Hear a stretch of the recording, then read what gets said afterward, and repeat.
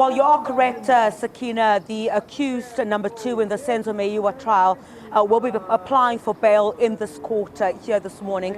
And as you correctly point out, you would recall just last month, he was pointed out by Tumelo Madlala, who is Senzo Meyiwa's a close friend, as one of the intruders that was inside the house at the time that Senzo Meyiwa was killed. You would recall that he went on to describe Ntanzi as the person that Senzo Meyiwa had pinned against the wall.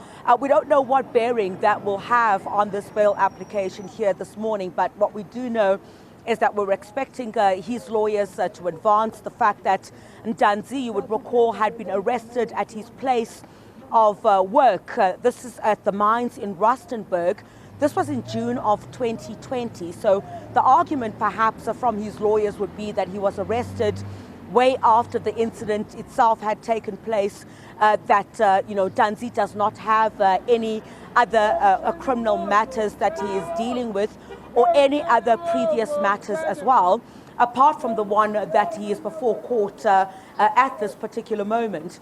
What we're also expecting his lawyers to advance is that Ntanzi has no previous convictions.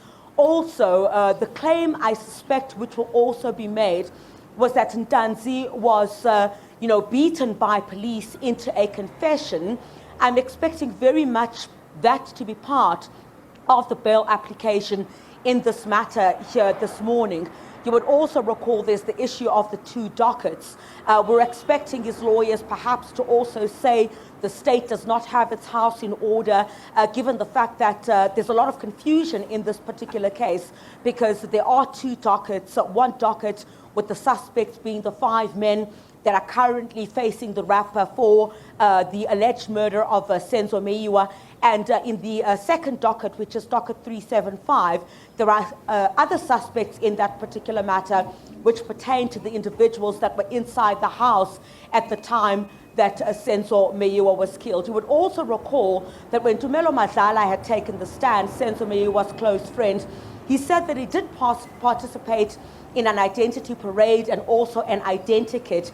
But in that identity parade, it was not before any of the men that are currently before the dock for the murder of Senzo Meyiwa. So what they will say, possibly, Sakina, is that there was no formal identity parade involving Ntanzi, who is now applying for bail in this particular matter. So I'm really suspecting that those are some of the measures that they will advance in their request for Ntanzi to be placed on bail. The fact that he is not a flight risk, you would recall that he was arrested at his place of work.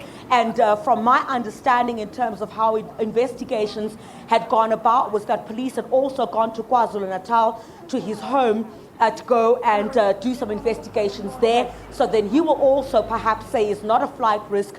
Police do know where he lives. So I really suspect that that might be some of what would be advanced inside this court pertaining to Ntanzi's quest for a bail in this particular instance.